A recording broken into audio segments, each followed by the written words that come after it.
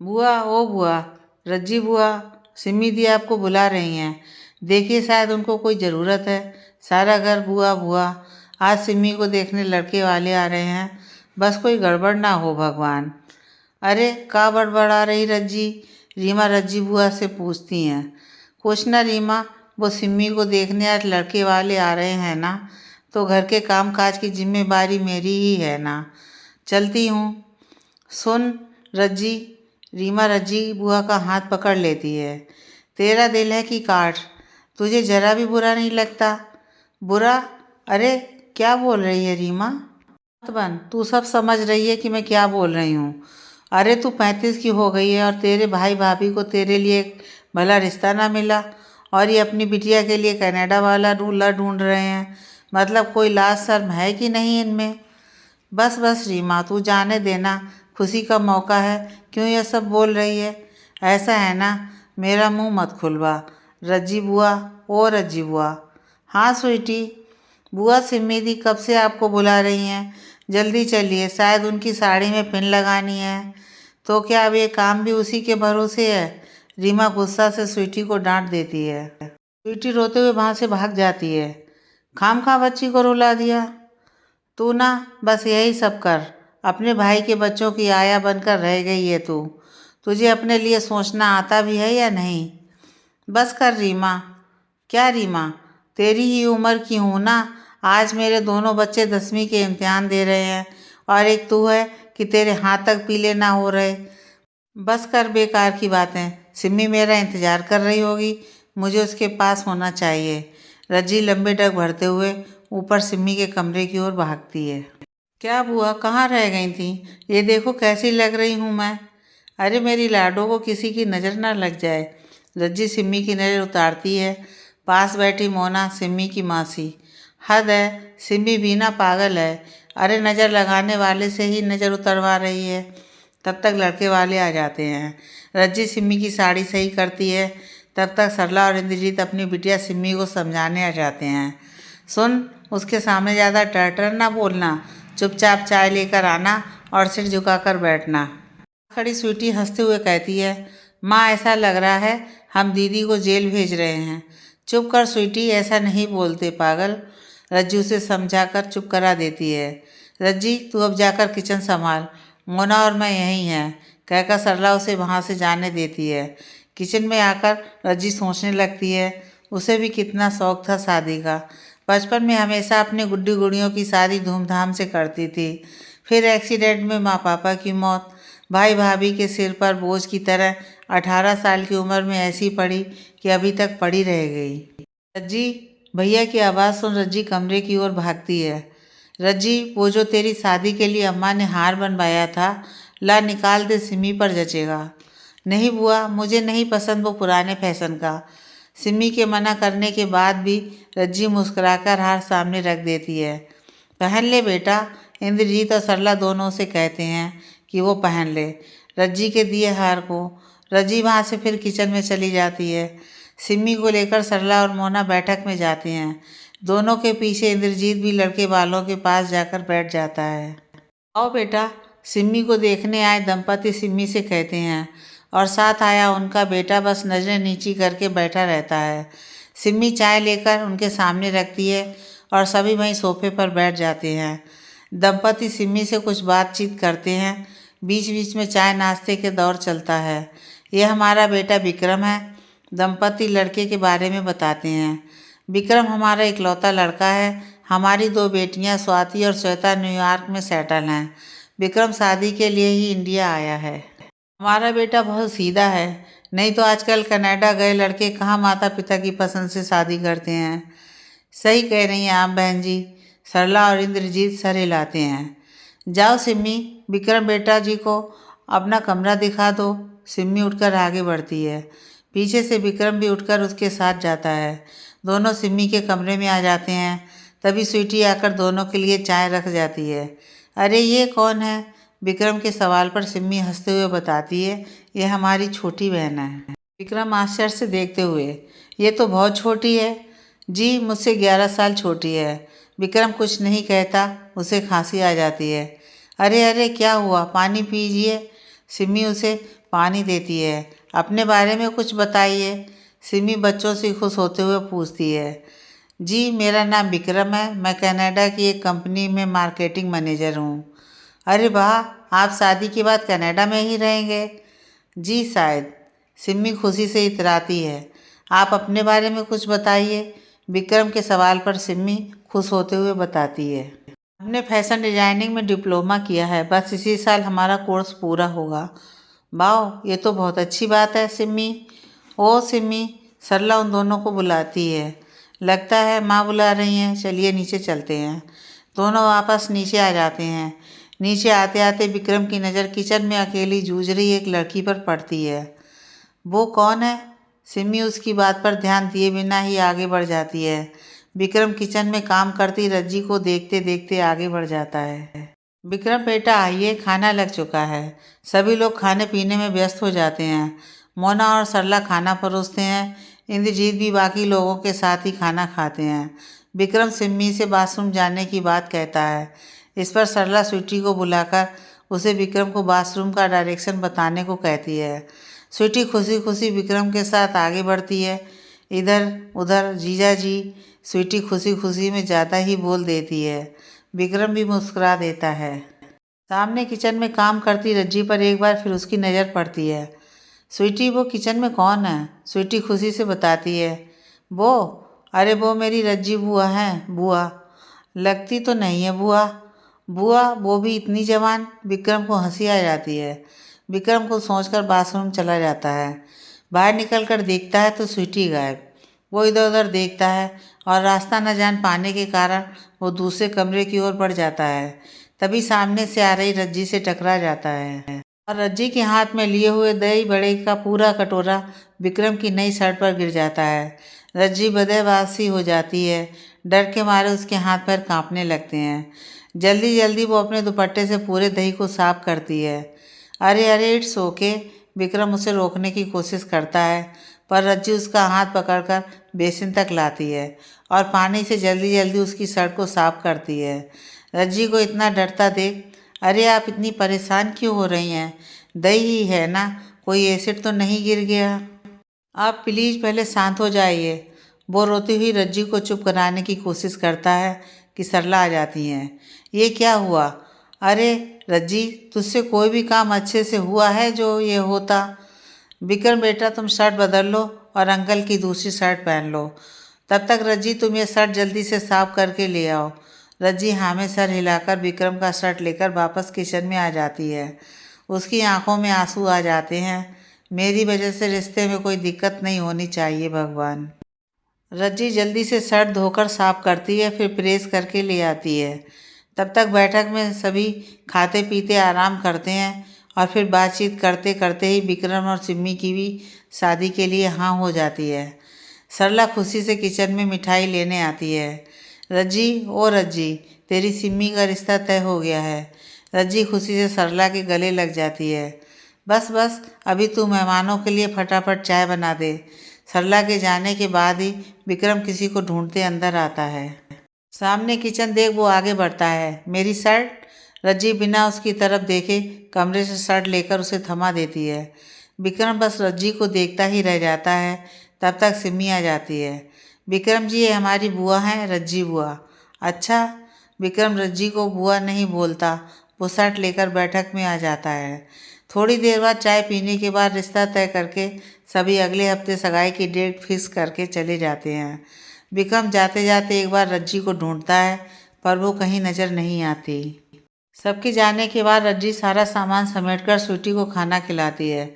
सरला और मोना आपस में बात करते हुए, मोना, पसंद तो कर लिया उन्होंने अपनी सिम्मी को, पर दीदी लड़का अपनी सिम्मी से बड़ा लगता है। सरला, हाँ बड़ा तो है ही, 29 साल का है। अरे 4 साल से कनाडा में रह रहा है, अच्छी नौकरी है, अच्छा परिवार है। देखा नहीं, दोनों लड़कियां न्यूयॉर्क में सेट हैं। अब अपने को और क्या चाहिए? लड़की कनाडा जा रही है। मोना, बस ये मनहूस ही तुम्हारी खोपड़ी पर से ना हट रही। सरला, अरे मेरे सास ससुर खुद तो बुढ़ापे में रासलीला करके मर गए, पीछे अपनी बिटिया हमारी खोपड़ी पर लाद गए। जब से ब्याह के आए यहाँ इनकी ही सेवा में दिन कट रहे हैं। कमरे में चाय लेकर आती रज्जी के कान में भी ये बातें जाती हैं। पल भर के लिए कुछ सोच वो आगे बढ़ती है। भाभी लीजिए चाय, और ये बाम भी ले आए हैं आपके लिए, कहिए तो लगा दें। ना ना रज्जी, बस बहुत सेवा करती हो तुम, जाओ खाना खा लो तुम भी। जी भाभी बोलकर रज्जी बाहर आ जाती है। वाह सरला दीदी वाह, आप तो पल भर में ही बदल गई। कहाँ वो नफरत और कहाँ ये प्यार। मोना तुम ना बड़ी भोली हो। अरे घोड़े से भी ज़्यादा काम कराने के लिए कभी कभार उसे पुचकार लिया जाता है। इससे वो काम भी ज़्यादा करता है और मालिक के प्रति वफादार भी रहता है। अब सिम्मी के लिए हमें गहने बनवाने होंगे, और तुम तो जानती हो खर्चा। रज्जी के पास हमारी सास के पुश्तैनी गहने हैं, जिसे हमें सिम्मी के लिए मांगना है। ऐसे में थोड़ा प्यार तो दिखाना ही होगा ना। क्या दिमाग पाई हो दीदी, हम अलग ही दिशा में सोच रहे थे। खैर जाने दो, अगले हफ्ते ही सगाई है, तैयारी करो, हम भी चलते हैं। मोना के जाने के बाद सरला इंद्रजीत से, सुनिए ना, हम क्या कह रहे हैं कि सासू माँ के गहने रज्जी के पास हैं ही, क्या ज़रूरत है हमें सिम्मी के लिए गहने बनवाने की। क्या बात करती हो सरला, वो गहने तो रज्जी के हैं। माँ पापा ने उसकी शादी के लिए बनवाए थे। अब हमने उसकी शादी नहीं की तो क्या हम उसके गहने भी छीन लें। आप तो हमें ही गलत समझ रहे हैं, हम तो आपके भले के लिए बोले। उसकी शादी अब इस उम्र में होने से रही, और आपका भी इतना खर्चा होगा शादी में, इसलिए हमने कहा। जाने दो, हम सोने जा रहे हैं, तुम भी कल से तैयारियां शुरू कर दो। ठीक है, बोल दोनों सो जाते हैं। इधर रज्जी अपने कमरे में रीमा की बात सोचते हुए, तेरे भाई भाभी ने तेरी शादी नहीं की, तू कभी नहीं सोचती। रज्जी की आंखों में आंसू आ जाते हैं। क्या क्या नहीं सोचते थे हम, पढ़ाई करके आगे बढ़ेंगे, नौकरी करेंगे। पापा तो हमें जज बनाना चाहते थे, पर आज हम खुद की ज़िंदगी में बस एक कैदी बन के रह गए हैं। शादी हमें भी शादी पसंद थी, पर कैसे। आज भी हमारे समाज में कोई लड़की खुद की शादी की बात नहीं कर सकती। रज्जी आंखें बंद कर लेती है और आज दिन भर घटे कार्यक्रम को सोचती है। तभी उसे विक्रम का चेहरा नजर आता है। उसके दिल की धड़कन बढ़ जाती है। एकदम से उसके मन में ख्याल आता है, विक्रम सिम्मी की जगह अगर उसका दूल्हा हो तो। नहीं नहीं, छी, ये क्या सोच रही हूँ मैं। रज्जी उठकर अपने कान बंद कर लेती है, आंखें बंद कर लेती है। नहीं नहीं, भूल से भी नहीं सोच सकती, कभी नहीं, कभी नहीं। रज्जी खुद को एक जोरदार थप्पड़ मारती है। तभी स्वीटी आ जाती है। अरे बुआ, आप खुद को क्यों मार रही हो। रज्जी उसका हाथ थाम लेती है। कभी कभी जब हम अनजाने में कोई गलती कर देते हैं और कोई हमें समझाने वाला नहीं होता है, तब हमें खुद को डांटना समझाना पड़ता है। तब खुद को ऐसे ही समझाना पड़ता है। थप्पड़ मार के। स्वीटी की बात पर रज्जी को हंसी आ जाती है। हाँ मेरी लाडो, आज मैं यहीं सोऊंगी बुआ आपके साथ। ठीक है मेरा बच्चा। बुआ कहानी सुनाओ ना। कहानी? अच्छा तो सुनो। एक लड़की थी बहुत प्यारी सी, मेरी तरह। स्वीटी खिलखिलाकर हंस देती है। रज्जी उसकी हंसी में खो जाती है। इधर विक्रम के घर पर, लड़की अच्छी है, परिवार भी अच्छा है, कल से तैयारियां शुरू कर देते हैं, क्यों विक्रम। हाँ, जैसा आपको ठीक लगे। विक्रम उठकर कमरे में आ जाता है। बिस्तर पर लेटकर वो सिम्मी की तस्वीर देखता है। तभी उसे उस लड़की की याद आ जाती है जो इनोसेंट, आज तक किसी को देखकर इतना अजीब नहीं लगा। पता नहीं क्या बात थी उसकी आंखों में, इतना सूनापन। सोचते सोचते विक्रम सो जाता है। अगले दिन सिम्मी और विक्रम साथ ही शॉपिंग के लिए जाते हैं। सिम्मी रास्ते और विक्रम को अपने बारे में बताती रहती है। अपनी पसंद का मेकअप, अपनी पसंद का कपड़ा, बहुत सारा कुछ वो विक्रम को बता देती है। दोनों साथ ही जाकर अपनी सगाई की अंगूठी लेते हैं। विक्रम चुपचाप सिम्मी की बातें सुनता रहता है। सभी की शॉपिंग के बाद विक्रम कहता है कि उसने अपनी बुआ के लिए कुछ नहीं लिया। इस पर सिम्मी बिना कुछ बोले आगे बढ़ जाती है। विक्रम के दिल में कुछ तो अटक जाता है। वो पता नहीं क्यों रज्जी के बारे में सोचना बंद नहीं कर पा रहा था। अपना सर झटक कर वो आगे बढ़ जाता है। सामान ज़्यादा होने के कारण विक्रम सिम्मी के साथ घर आ जाता है। घर आते ही सिम्मी अपने सामान के साथ कमरे की ओर भाग जाती है। विक्रम ऐसे ही खड़ा रह जाता है। इंद्रजीत और सरला भी बाहर गए होते हैं। तभी छत से कपड़े लेकर आई रज्जी बैठक में आती है। और सामने खड़े विक्रम को देखकर चौंक जाती है। कपड़े लेकर वो अंदर आ जाती है, पर तभी उसे कुछ याद आता है। वो किचन में जाकर पानी लेकर आती है और विक्रम को थमा देती है। ये सब इतनी जल्दी होता है कि विक्रम को कुछ समझ ही नहीं आता। वो भी खड़ा ही रह जाता है। रज्जी गिलास पकड़ाकर अंदर की ओर जाकर खड़ी हो जाती है। तभी सिम्मी आ जाती है। अरे बुआ, इधर क्यों खड़ी हैं आप? विक्रम, आप बुआ के बारे में पूछ रहे थे ना? ये है रज्जी बुआ, मेरे पापा की बहन। उनसे पूरे 20 साल छोटी हैं। किसी को लगता ही नहीं कि ये मेरी बुआ हैं। सब इन्हें मेरी बहन समझ लेते हैं। वैसे बुआ का नाम रजनी है, पर सबने इसे रज्जी कर दिया। विक्रम रजनी को देखता है। मासूम सा चेहरा, रंग हल्का सांवला, बड़ी बड़ी आंखें, बोलती आंखें। रजनी वहाँ से चली जाती है। विक्रम बस उसे देखता रह जाता है। वहीं सोफे पर बैठकर वो अपना सर पकड़ लेता है। मन ही मन, ये क्या कर रहा है विक्रम? तू सिम्मी से शादी करने वाला है, ये सब क्या सोच रहा है? तब तक सरला और इंद्रजीत भी आ जाते हैं। सभी लोग खुश थे क्योंकि सिमी और विक्रम ने एक दूसरे को पसंद कर लिया था। आगे की ज़िंदगी कनाडा में सोचकर सिमी अलग ही हवाई किले बना रही थी। सरला अपनी मीठी बातों से रज्जी के गहने लेने की प्लानिंग में व्यस्त थी। सगाई की तैयारियां जोर शोर से चल रही थी। विक्रम घर आ गया था। 5 दिनों में उसकी सिमी के साथ सगाई थी और उसके दिल में बार बार रजनी के लिए ख्याल आ रहे थे। वो सिमी से ज़्यादा रजनी के बारे में सोच रहा था। छी यार, लोग क्या कहेंगे? विक्रम सोचते सोचते बोल उठता है। तभी उसके पापा आ जाते हैं। क्या हुआ विक्की? कौन से लोग? नहीं, कुछ नहीं पापा। वो मैं कह रहा था कि सिम्मी का भी पासपोर्ट वीज़ा का काम करवा देते हैं। शादी के समय ज़्यादा टाइम नहीं मिलेगा ना। हाँ, तू सही कह रहा है। एक काम कर, आज ही बहू के घर जाकर उससे डॉक्यूमेंट्स ले ले और जाकर कागजी काम निपटा ले। तभी विक्रम की माँ आ जाती हैं। तू उनके घर जा ही रहा है तो ये कुछ मिठाई फल लेकर जा। खाली हाथ अच्छा नहीं लगता। स्वाति और श्वेता तो सगाई में आ नहीं पाएंगी। सीधे शादी में ही आने का प्लान है दोनों का। जैसा सही लगे। मेरी छुट्टियां भी ज़्यादा दिन की हैं नहीं, बोलकर विक्रम सिम्मी के घर आ जाता है। घर में स्वीटी जैसे ही उसे देखती है, जीजा जी चिल्लाकर अंदर भाग जाती है। विक्रम को हंसी आ जाती है। तभी सिम्मी भी आ जाती है। सरला और इंद्रजीत भी आकर बैठ जाते हैं। विक्रम उन्हें वीज़ा और पासपोर्ट बनवाने के बारे में बताता है तो सिम्मी खुशी से उछल पड़ती है। मैं अभी सारे डॉक्यूमेंट्स लेकर आती हूँ। तभी रज्जी चाय और नाश्ता रख जाती है।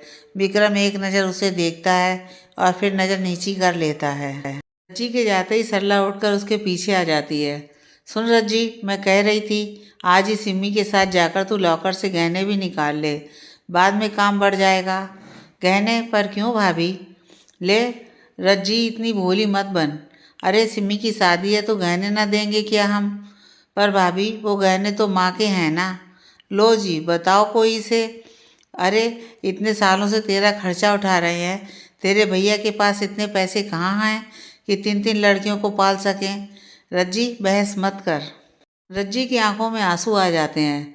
सिम्मी जा रही अपना पासपोर्ट बनवाने, तू भी साथ चली जा और बैंक के लॉकर से अपने गहने निकाल लेना। रज्जी बकरी सी मिमियाती है।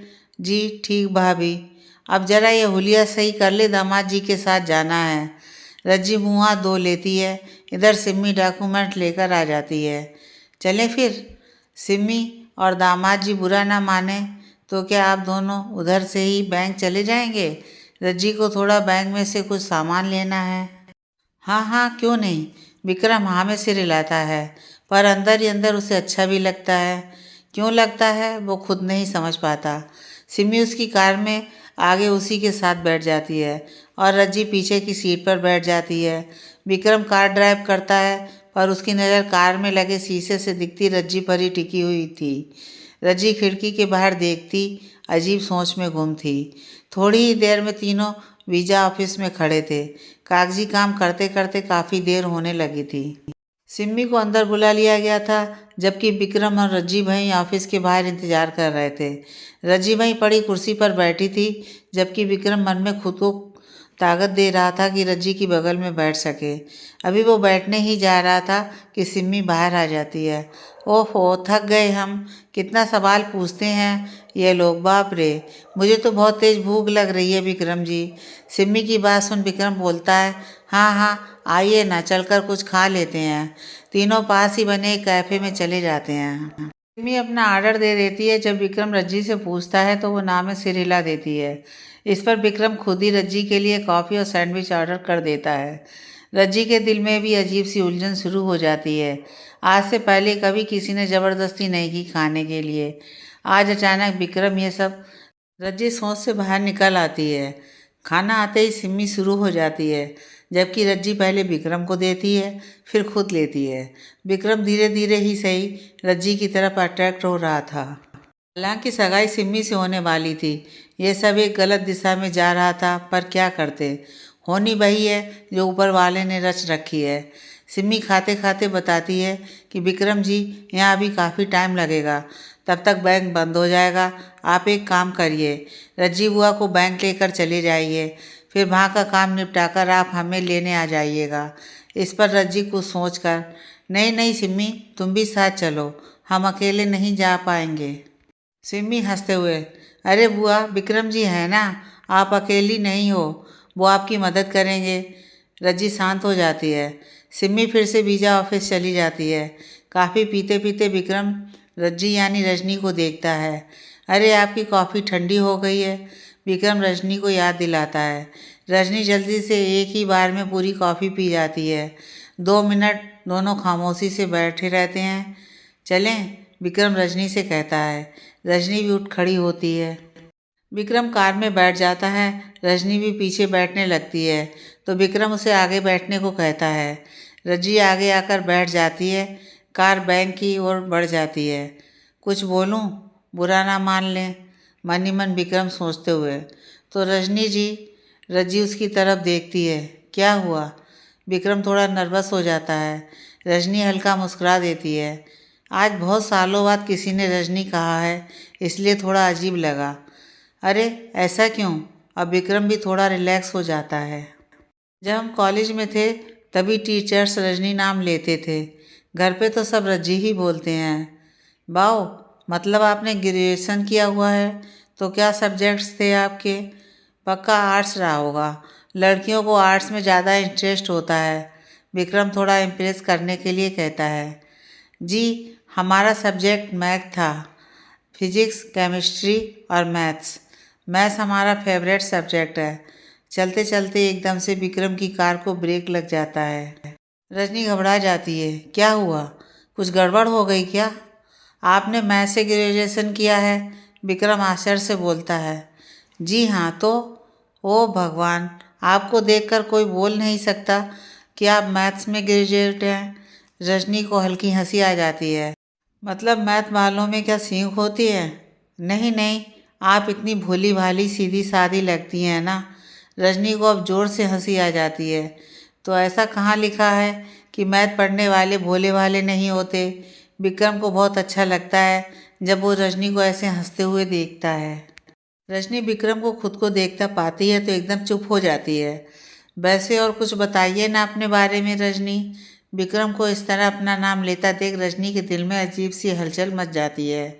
मैथ की पढ़ाई हमारे लिए आसान नहीं थी।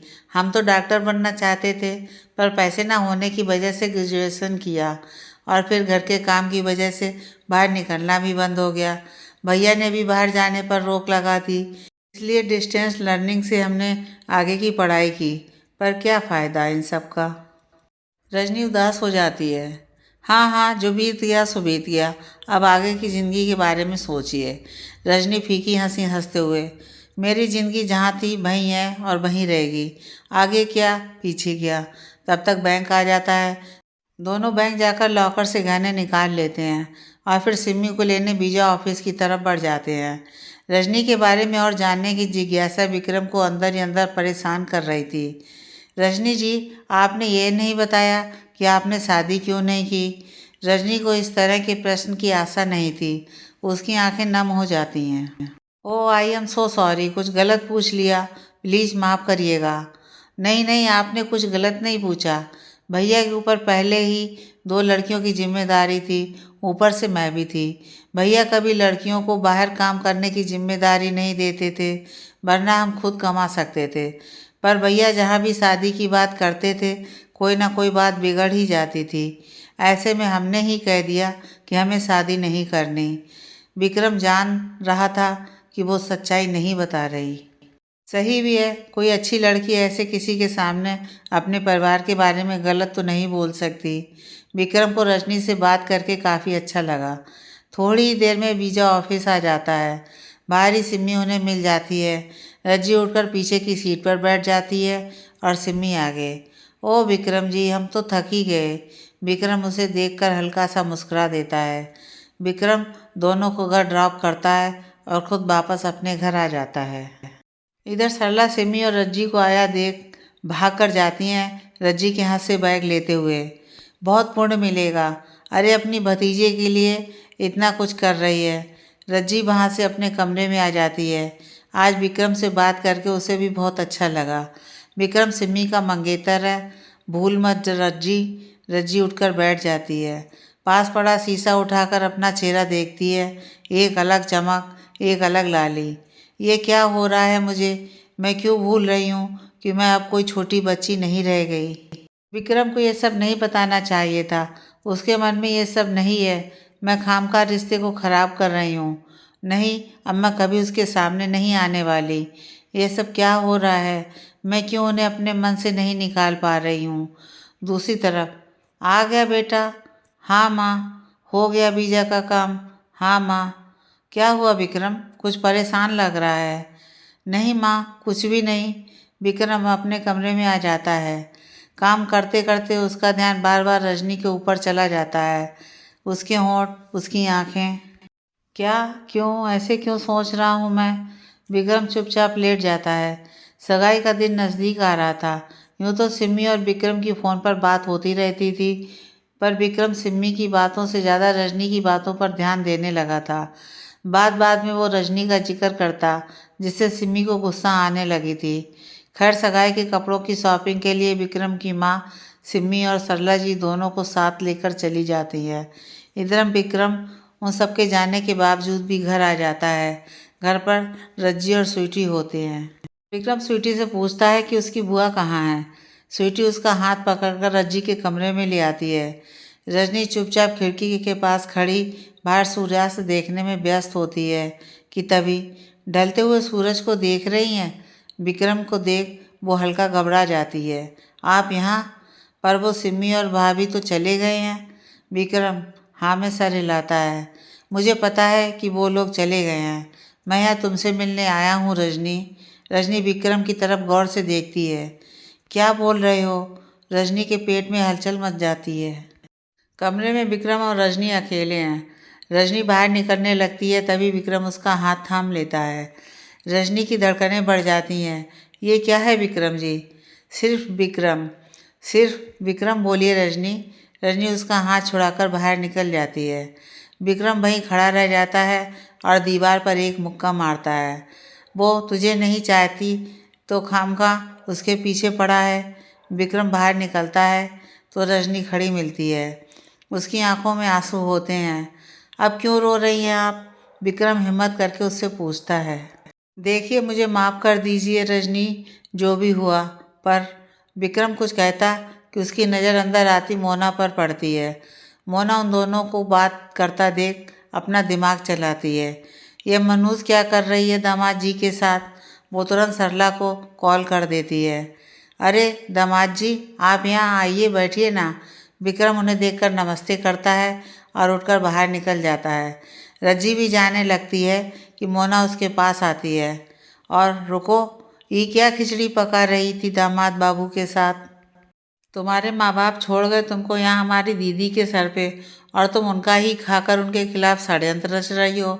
ये अपनी भोली शकल से हमारे दामाद जी को अपने बस में करने का जो कोशिश कर रही हो, हम इसमें तुम्हें कभी कामयाब नहीं होने देंगे।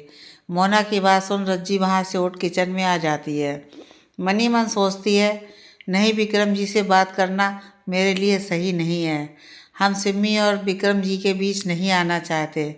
उसकी आंखें भर जाती हैं। हम इतने कमज़ोर क्यों बन जाते हैं विक्रम जी के सामने? हमें उनसे दूर ही रहना चाहिए। रजनी चाय बनाने लगती है, तभी सरला आ जाती है। मोना सरला को सारी बात बता देती है। सरला की त्योनियाँ चढ़ जाती हैं। वो फौरन सिमी और मोना के साथ किचन में घुसती है। खा जाओ हम सबको, हमारा सुख चैन तो छीन ही लिया है, अब क्या हमारी बच्चियों के स्वाग भी खाना चाहती हो? रजनी के हाथ से चाय का कप छूटकर गिर जाता है। क्या जादू टोना कर रही हो दामाद जी के ऊपर? सिमी और मोना भी नाराज़गी जताती हैं। रजनी को समझ नहीं आता कि वो क्या बोले। वो अपनी आंखों में आंसू भरे सब बातें सुन लेती है। तभी इंद्रजीत भी आ जाता है। सरला उसे सब बताती है। ये आपकी बहन अब मेरे दामाद पर नजरें गड़ाए हुए है। अपनी नहीं हुई तो किसी की भी नहीं होने देना चाहती है। अरे सरला, पर हुआ क्या? वो दोनों बातें ही तो कर रहे थे, ऐसी कौन सी आफत आ गई थी? नहीं, हम इस मनहूस को शादी में नहीं देखना चाहते। अरे पर हम बस इसे नहीं देखना चाहते, कह दीजिए चली जाए हमारे घर से। अरे सरला, कहाँ जाएगी वो? भाड़ में जाए, हमें मतलब नहीं। समाज का तो सोचो।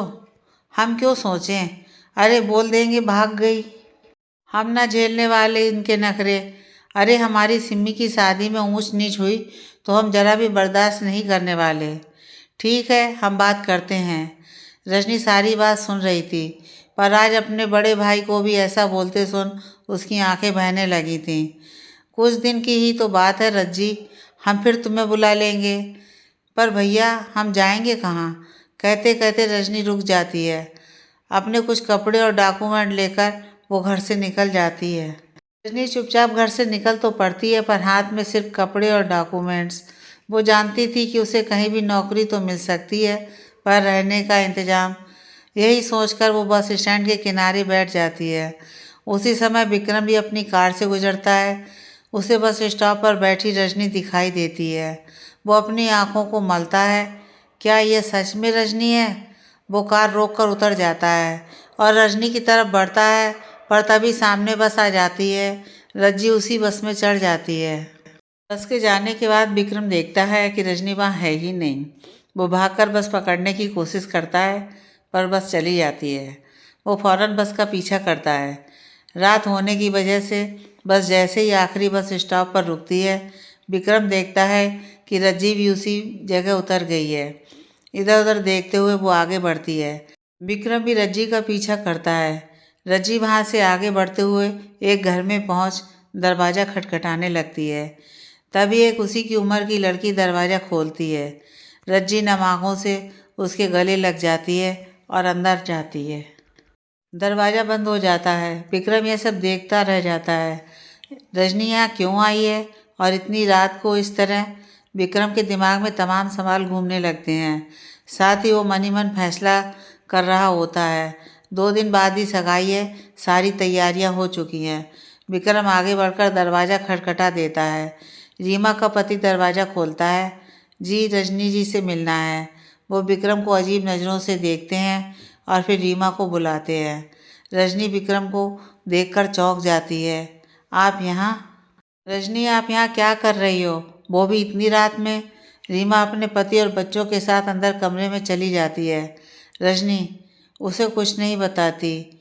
नहीं, बस ऐसे ही। आप यहाँ कैसे? मैंने तुम्हें रात में बस में चढ़ते देखा तो सोचा कि तुम कहाँ जा रही हो, वो भी इतनी रात को अकेले। आपको इस वक्त सिम्मी के साथ होना चाहिए। आप जाइए यहाँ से। रजनी उसे जाने को कहती है। विक्रम उसके करीब आ जाता है और उसके हाथों को अपने हाथों में ले लेता है। रजनी, मुझे पता नहीं तुम में ऐसा क्या है, जब से मैंने तुम्हें देखा है मैं किसी और के बारे में सोच ही नहीं पा रहा हूँ। देखिए विक्रम, आप प्लीज़ यहाँ से चले जाइए, ये सब गलत हो रहा है। रजनी प्लीज़ मेरी बात तो सुनो। कहिए। रजनी, उस दिन जब मैं सिम्मी को देखने आया था, मुझे उसी दिन तुम पसंद आ गई थी। रजनी, मुझे उम्र भर के लिए किसी के साथ अपनी ज़िंदगी बितानी है। मैं ऐसे ही कोई फैसला नहीं कर रहा, मैं तुमसे प्यार करता हूँ सच में। विक्रम उसे गले लगाने आगे बढ़ता है, पर रजनी उसे रोक देती है और पीछे हट जाती है। विक्रम प्लीज़, आप यहाँ से चले जाइए। आप जानते ही क्या है मेरे बारे में? मुझे कुछ नहीं जानना रजनी, जानने के लिए पूरी उम्र हमारे सामने है। आप ये सब बोलकर मेरा मजाक उड़ा रहे हैं। आपकी उम्र क्या है? रजनी पूछती है। उम्र कहाँ से बीच में आ गई? विक्रम गुस्से से बोलता है। उम्र उम्र से फ़र्क पड़ता है। जानते हैं आप, मेरी उम्र 35 साल है। और आपकी आपकी आप कितने साल के होंगे? रजनी की बात पर विक्रम कहता है, उम्र से क्या लेना देना, मैं भी 50 का हूँ, बस खुश। आप सिर्फ 29 साल के हैं विक्रम, हम आपसे 6 साल बड़े हैं। ये सोचना भी पाप है हमारे लिए। और 21 साल की सिम्मी की 29 साल के विक्रम से शादी हो, ये तो पुण्य है ना। विक्रम उसका हाथ पकड़कर कहता है, विक्रम आप नहीं जानते समाज क्या कहेगा। समाज हमारे रिश्ते को कभी नहीं मानेगा। कौन सा समाज रजनी? यह समाज कभी आपसे पूछने आया कि आपकी शादी क्यों नहीं हुई? आप खुश तो हैं, आप जिंदगी में आगे तो बढ़ रही हैं ना। क्यों कभी तब समाज को आपकी याद नहीं आई? आज अचानक समाज वाले कहाँ से प्रकट हो गए? रजनी की आंखों में आंसू आ जाते हैं। नहीं विक्रम, सिम्मी कभी मुझे माफ़ नहीं करेगी। और मेरा क्या? मैं बिना प्यार के सिम्मी की ज़िंदगी बर्बाद कर दूं? तभी रीमा बाहर आ जाती है। रजनी, विक्रम जी सही कह रहे हैं। नहीं विक्रम जी, आप प्लीज़ यहाँ से चले जाइए, हमें आपसे कोई बात नहीं करनी। विक्रम नाराज़ होकर वहाँ से चला जाता है। तू पागल हो गई है, वो लड़का तुझे कितना चाहता है, उसकी आंखों में दिख रहा है। पर तू, रीमा भी नाराज़ हो जाती है। रजनी चुपचाप वहीं सोफे पर बैठ जाती है। मेरे साथ ही ऐसा क्यों होता है? अगली सुबह, माँ पापा मुझे ये सगाई नहीं करनी। अरे पर विक्रम, माँ पापा प्लीज़ आप मना कर दीजिए, मुझे ये सगाई नहीं करनी बस। पर बेटा ये तो गलत बात है ना, ऐसे कैसे हम मना करें? मुझे नहीं पता, बस मैं कल ही कनाडा जा रहा हूँ, ये सगाई मुझसे नहीं हो सकेगी। पर बात तो बोल, हुआ क्या? पापा मैं सिम्मी से नहीं रजनी से प्यार करता हूँ। क्या? कौन रजनी? पापा वो, ये क्या बताएगा, हम बताते हैं। अजी वो जो नौकरानी थी ना, अरे समधी जी की बहन रजनी, विक्रम की माँ बताती हैं। क्या तमाशा है विक्रम, हमारी इज्जत उतारने का और कोई बहाना नहीं मिला तुम्हें? माँ पापा वो नौकरानी नहीं है, वो सिमी की बुआ है। छी छी, न जाने कैसी गंदी है वो लड़की। लड़की क्या 35 साल की है, अरे 6 साल बड़ी है अपने विक्रम से। न जाने क्या जादू कर दिया उस चुड़ैल ने। अच्छा भला सिम्मी से ब्याह तय है, क्या ज़रूरत है विक्रम ये सब नाटकबाजी करने की? माँ आप प्यार के मतलब नहीं समझती हो ना। देख विक्रम, यह सब वो तेरे कनाडा में चलता होगा। यहाँ आज भी लोग कम उम्र की लड़कियों से ही शादी करते हैं। अरे और फिर क्या पता कोई खोट हो उसमें, तभी तो अब तक शादी नहीं की उसकी। माँ आपसे ये उम्मीद नहीं थी मुझे, तो रखना भी मत उम्मीद, हमें नहीं पसंद है वो लड़की। अरे क्या खराबी है सिम्मी में? सुंदर है, पढ़ी लिखी है, उम्र कम है उसकी, बच्चे होने में दिक्कत नहीं होगी। वो बड़ी उम्र की बहन जी, अरे ना जाने अब बच्चे भी पैदा कर पाएगी कि नहीं। विक्रम रजनी के लिए अपने माँ के मुंह से ये सब सुन सदमे और नाराज़गी के आलम में अपने कमरे में आ जाता है। इधर सिम्मी और सरला सगाई की तैयारियों में मशगूल थे। अच्छा हुआ दीदी आपने उस रज्जी को घर से निकाल दिया, नहीं तो वो अपनी सिम्मी की गृहस्थी शुरू होने से पहले ही खराब करने पर तुली थी। 2 दिन में सगाई है और ये विक्रम न जाने कैसी अजीबोगरीब बातें कर रहा है। जल्द से जल्द हमें सिम्मी के घर वालों को ये बात बतानी होगी। विक्रम की माँ पापा दोनों सिम्मी के घर जाते हैं। सरला और इंद्रजीत उनको देख काफ़ी खुश हो जाते हैं। चाय पानी के बाद, देखिए बहन जी, हम यहाँ एक बहुत ज़रूरी बात करने आए हैं। असल में आपकी बहन रजनी। इंद्रजीत अपनी बहन के बारे में सुनता है तो बोलता है, कहिए आप चुप क्यों हो गए? वो रजनी ने कुछ तो किया है, हमारा बेटा ऐसा नहीं था। अरे अब तो विक्रम रजनी के पीछे। तभी सिम्मी आ जाती है। सरला और मोना एक दूसरे की तरफ देखते हैं। रज्जी बुआ और विक्रम जी, क्या बात है आंटी, आप लोग साफ साफ कहिए ना। सिम्मी की बात सुनकर विक्रम की माँ कहती हैं, बेटा हम तो तुम्हें ही अपनी बहू बनाना चाहते हैं, पर वो रजनी, उसने न जाने क्या काला जादू कर दिया है मेरे बेटे पर। क्या? हाँ बेटा, अरे कल रात विक्रम घर आया और एकदम से चिल्ला उठा कि उसे रजनी से ही ब्याह करना है। अब ऐसे में हम क्या करते? हमने भी सोचा कि आप लोगों को यह सब पता होना ही चाहिए, इंद्रजीत जी, अपनी बहन को संभालना चाहिए था। अरे लड़के तो होते ही हैं जवान जहान, उन्हें तो बस लड़कियों के आंसू दिखते हैं। मेरा बेटा इतना भोला है, उस रजनी के आंसू देखकर बहक गया होगा। सिमी नफरत से भर उठती है। रजनी बुआ ऐसा कैसे कर सकती है? सिमी उठकर अंदर आ जाती है और कमरे में रखे सामान को फेंकना शुरू कर देती है। कैसे कर सकती हो तुम रजनी बुआ ऐसा? I hate you. सिमी रोने लगती है। सरला और मोना उसे संभालते हैं। सिमी चुप हो जा मेरी बच्ची, उस चुड़ैल को उसकी करनी की सज़ा भगवान देंगे। मैंने पहले ही समझाया था, उसे घर से दूर ही रखो। देखा ना, अब हो गया भाई जिसका डर था, मोना मुंह बनाते हुए कहती है। हाँ मोना, तू सही कह रही है, उसे पहले ही घर से निकाल देना चाहिए था, मनहूस कहीं की। स्वीटी अपने परिवार वालों को ऐसी बातें करते सुनती है तो उसे बहुत बुरा लगता है। विक्रम फिर से रजनी से मिलने रीमा के घर आ जाता है। रीमा उसे बताती है कि रजनी सुबह ही चली गई थी। विक्रम को रजनी की चिंता होने लगती है, पर आपने उसे जाने क्यों दिया? विक्रम जी, रजनी बहुत सीधी है, वो अपने लिए नहीं जीती। सिमी और स्वीटी को वो अपनी बेटियां मानती है, उनकी ज़िंदगी में जहर नहीं घोल सकती वो। आप भी उसे भूल जाइए और सिमी से शादी कर लीजिए। विक्रम उदास मन से वहाँ से घर आ जाता है। घर पर सगाई की सारी तैयारियां हो चुकी होती हैं। बस कल का दिन सिमी और विक्रम की सगाई के लिए बस एक दिन बाकी था। इधर रजनी अपने डॉक्यूमेंट्स लेकर अपने कॉलेज पहुंचती है, जहां जॉब के लिए पूछती है, पर अनुभव ना होने के कारण उसे कोई जॉब नहीं मिलती।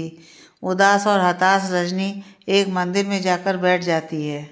इधर घर से परेशान विक्रम रजनी के बारे में सोच सोचकर दुखी होता है। उसका मन किसी काम में नहीं लगता। कुछ सोचकर वो भी पास के ही मंदिर आ जाता है।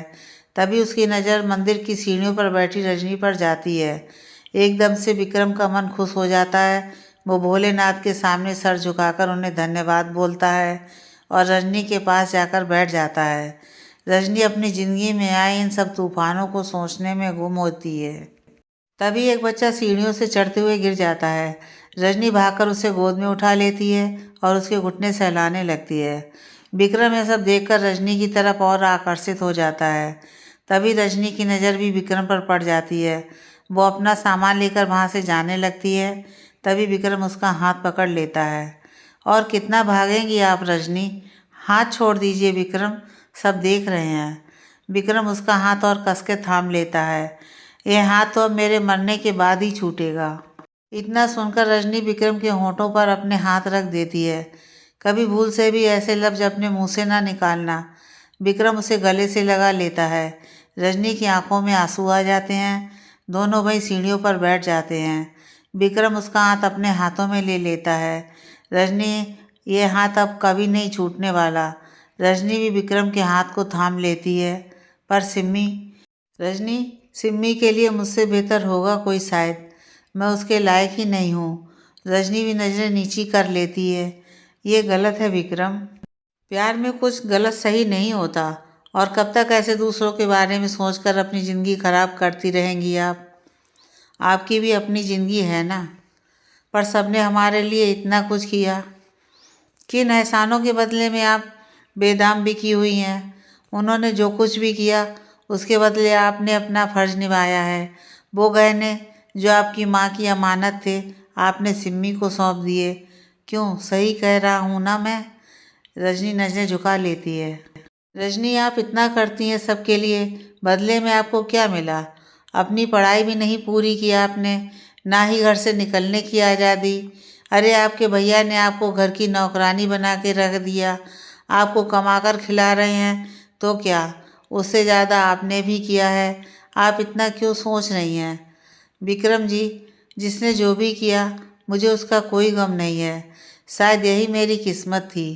माँ पापा के एक्सीडेंट के बाद भैया भाभी ने ही मुझे पाला है। मैं कितनी भी बड़ी हो जाऊँ उनका एहसान कभी नहीं चुका सकती। रजनी, अपनों पर एहसान नहीं किया जाता। आप कह रही हैं कि आपकी किस्मत में ऐसा मिला है। हो सकता है आपकी किस्मत में मैं भी हूँ। विक्रम उसका हाथ कस के थाम लेता है। रजनी, मैं आपसे अपने दिल की हर बात करना और आपके दिल की हर बात सुनना चाहता हूँ। पता नहीं क्यों, पर ऐसा लगता है मानो हम एक दूसरे को पहले से जानते हैं। जानती हैं रजनी, कनाडा जाने से पहले माँ ने मेरे लिए रिश्ते देखे, पर बात नहीं बनी। अभी वापस आने के बाद जब ये रिश्ता हुआ तो सब खुश थे, मैं भी खुश था। पर जब आपसे मिला तो मुझे लगा कि हाँ, यही तो थी जिसे मैं बरसों से ढूंढ रहा था। सिमी को देखकर ऐसी फीलिंग कभी नहीं आई। रजनी, मैं सोलमेट जैसी चीज़ों पर भरोसा तो नहीं कर सकता, पर आपसे मिलकर लगता है कि सच में कुछ तो है हम दोनों के बीच। रजनी विक्रम को देख आंखों में आंसू भरकर बोलती है, विक्रम, मैं आपसे बड़ी हूँ। विक्रम गुस्सा हो जाता है, मैं भी तो बड़ा हूँ ना सिम्मी से। उस बात को तो कभी किसी ने नहीं उठाया, फिर आप क्यों? विक्रम, आप लड़के हैं। रजनी जी, आप इतनी समझदार हैं, कहाँ इन सब बातों में सोच रही हैं? विक्रम हल्का सा मुंह घुमाकर दूसरी तरफ देखने लगता है। रजनी आगे बढ़कर उसके कंधे पर अपना सर रख लेती है। विक्रम उसे देख मुस्कुराता है और उसके सर पर हल्की सी थपकी देता है। मंदिर की बजती घंटियां मानो उन दोनों के मिलन की साक्षी बन जाती हैं। दोनों उठकर मंदिर जाते हैं और भगवान के सामने हाथ जोड़ देते हैं। तभी पंडित जी दोनों को प्रसाद देते हैं और कहते हैं, आप दोनों की जोड़ी सदा बनी रहे। जिसे सुन विक्रम रजनी की तरफ देखता है। दोनों मंदिर से बाहर आ जाते हैं। आप कहाँ जाना चाहती हैं? रजनी जी, मैं तो कहता हूँ कि हमें आज ही शादी कर लेनी चाहिए यहीं मंदिर में। नहीं नहीं विक्रम। रजनी के मुंह से अपना नाम सुनकर विक्रम शर्मा जाता है। रजनी कहती है, विक्रम जी, भले ही हम घर से निकल कर आए हों, पर भैया भाभी के आशीर्वाद के बिना एक नई जिंदगी की शुरुआत हम नहीं कर पाएंगे। पर वो लोग तो कभी नहीं मानने वाले। विक्रम उदास होते हुए बोलता है। रजनी भी उदास होकर, विक्रम जी, जिस रिश्ते से इतने सारे लोगों को दुख होगा, उस रिश्ते में हम खुश कैसे रह पाएंगे? आप जाकर सिमी से सगाई की तैयारियां करिए। सिमी और आप खुश रहेंगे, यकीन मानिए। वो दुनिया की सबसे सुंदर और समझदार लड़की है। बोलकर रजनी सामने से आती बस में बैठ जाती है और विक्रम बस उसे जाता हुआ देखता रह जाता है। विक्रम भी वहाँ से सीधा सिमी के घर आ जाता है। माँ, अपने माँ पापा और सभी को देखकर विक्रम समझ जाता है कि सबको पता लग चुका है। विक्रम सामने बैठी सिमी की तरफ देखकर कहता है, सिमी, हम रजनी से प्यार करते हैं। सिमी रोते हुए, जब आपको रजनी बुआ से ही प्यार था तो यह सब नाटक हमारे साथ क्यों किया? विक्रम उसके सामने हाथ जोड़ देता है। सिमी, हमें क्या मालूम था कि हमारी किस्मत में क्या लिखा है। हाँ, माना कि हम तुम्हारे दोषी हैं। दो, हमें दे दो जो सज़ा देना चाहती हो, बस अपने आंसू हमारे लिए बर्बाद मत करो। सिमी, हो सकता है तुम्हारी किस्मत में हमसे भी अच्छा कोई लड़का हो। क्या बकवास कर रहा है तू? विक्रम के पापा गुस्साते हुए कहते हैं, सारा दिमाग खराब हो गया है इसका। अरे आप लोग सगाई की तैयारी कीजिए, एक दिन पहले इसका दिमाग ना जाने क्या क्या हरकतें कर रहा है। विक्रम गुस्से में, पापा आप समझना क्यों नहीं चाहते? अरे उस लड़की ने ऐसा क्या कर दिया, मेरी तो समझ में नहीं आ रहा। पापा प्लीज़। विक्रम अब अपने माँ के सामने हाथ जोड़ देता है। नहीं विक्रम, हम कभी उस लड़की को अपना बहू नहीं बनाना चाहते। विक्रम के माँ पापा दोनों वहाँ से चले जाते हैं। सिमी भी नफरत से भरकर चली जाती है। मोना और सरला भी मुंह बनाकर चली जाती हैं। इंद्रजीत अपना सर पकड़कर वहीं बैठ जाता है। यह सब मेरी वजह से हो रहा है। मैंने कभी अपनी बहन को बहन नहीं समझा, हमेशा उसकी खुशियों का गला घोंटा है। आज जब मेरी बेटी को दुख हो रहा है तब मुझे समझ आ रहा है कि बेटी का दर्द क्या होता है। विक्रम, मैंने कभी उसकी परवाह नहीं की। उसने अपने गहने तक उठाकर सिम्मी को दे दिए और मैं एक मतलब परस्त इंसान की तरह उससे सभी घर के काम करवाता रहा। माँ पापा के जाने के बाद कभी उसे प्यार नहीं किया, हमेशा दुत्कारा, और तो और कभी सोचा ही नहीं कि वो भी मेरी जिम्मेदारी है, उसका भी ब्याह करना चाहिए। इंद्रजीत को इस तरह रोता देख अब रोने से क्या फ़ायदा? आपने तो उसे घर से भी निकाल दिया, ना जाने कहाँ किस हाल में होगी वो। इंद्रजीत अपनी कलाई घड़ी में समय देखता है। मुझे पता है वो कहाँ होगी। इंद्रजीत बाहर निकलता है, तभी विक्रम अपनी कार में उसे बैठने का इशारा करता है। इंद्रजीत भरी आंखों से विक्रम को कुछ बताता है। कुछ ही घंटों में दोनों एक पेड़ के पास पहुंचते हैं। जहाँ दूर से ही उन्हें रजनी खड़ी दिखाई देती है। विक्रम कुछ समझ नहीं पाता, पर इंद्रजीत आगे बढ़ जाता है। इंद्रजीत रजनी की तरफ भागता है। विक्रम भी उसके पीछे जाता है। रजनी उस पेड़ को छूकर चुपचाप खड़ी होती है। इंद्रजीत उसे कंधे पर हाथ रख देता है। रजनी, बेटा। रजनी मुड़कर अपने भैया को देखती है तो उसकी आंखें भर जाती हैं। इंद्रजीत उसका हाथ थामकर वहीं पेड़ के नीचे बैठ जाता है और दोनों की आंखें भर जाती हैं। विक्रम चुपचाप यह अद्भुत मिलन देखने में व्यस्त हो जाता है। मुझे माफ़ कर दो रज्जी बच्चा।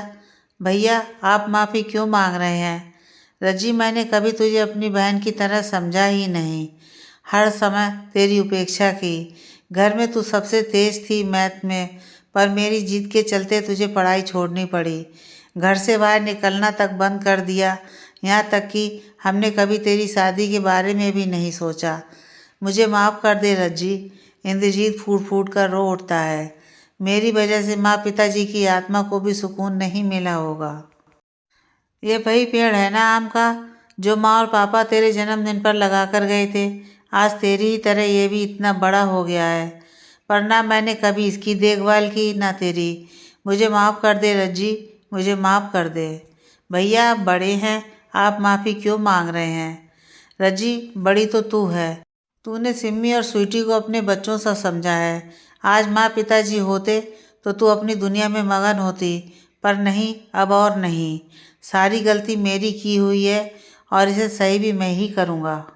हमने न ढूंढा, पर भगवान ने खुद तेरे लिए इतना अच्छा रिश्ता भेज दिया। विक्रम। इंद्रजीत विक्रम और रजनी का हाथ एक दूसरे के हाथ में दे देते हैं। कल सिम्मी और विक्रम की नहीं, बल्कि रजी और विक्रम की सगाई होगी। भले ही मैंने देर कर दी, पर भगवान ने मुझे सद्बुद्धि देकर अपनी बहन के प्रति कर्तव्यों की याद दिला दी है। पर भैया, सिम्मी और भाभी। रज्जी को ऐसा परेशान देखकर इंद्रजीत कहता है, अब बस तू ये सारी चिंता छोड़ और अपने दादा को माफ़ करके सीधे अपने घर चल, जहाँ से तेरी विदाई मुझे करनी है। इंद्रजीत रज्जी के सर पर हाथ रख देता है। रज्जी के चेहरे पे भी आज खुशियाँ छा जाती हैं। विक्रम भी रजनी को देखकर खुश हो जाता है। तीनों कार से वापस घर आ जाते हैं। सिमी और सरला जब रज्जी और विक्रम को देखते हैं तो गुस्से से आग बबूला हो जाते हैं। रजनी सिम्मी को देखकर आंखें नीची कर लेती है। सरला कहती है, अगर आंखों में इतनी ही शर्म होती तो अपनी भतीजी के रिश्ते को ना खा जाती। तू भी उसी एक्सीडेंट में मर गई होती तो आज ये दिन तो ना देखना पड़ता। इंद्रजीत गुस्से से सरला पर हाथ उठा देता है। बस करो सरला। तभी रजनी उसे रोक लेती है। भैया, आप क्या कर रहे हैं? भाभी ने मुझे हमेशा माँ की तरह प्यार किया है। आज मेरी गलती की सज़ा आप उन्हें क्यों दे रहे हैं? बस बस, ये सती सावित्री और अच्छा बनने का नाटक हमारे सामने मत करो, मोना मुंह बनाते हुए कहती है। जिस पर सिम्मी कहती है, चुप हो जाइए सब लोग। और सिम्मी आगे बढ़कर रजनी का हाथ थाम लेती है। बुआ, आई एम सो सॉरी। हम सब ने हमेशा से सिर्फ और सिर्फ अपने बारे में सोचा है। आज जब पहली बार आप अपने बारे में सोच रही हैं तो हमें हम सबको बुरा क्यों लग रहा है? मुझे समझ आ गया है कि विक्रम जी सिर्फ और सिर्फ आपसे प्यार करते हैं। बुआ, मुझे अब इस शादी से कोई ऐतराज़ नहीं है। मैं खुश हूँ कि आपको इतना प्यार करने वाला जीवन साथी मिला है। वो रजनी के गले लग जाती है। तभी स्वीटी भी आकर चिपक जाती है। बुआ, आप कहाँ चले गए थे?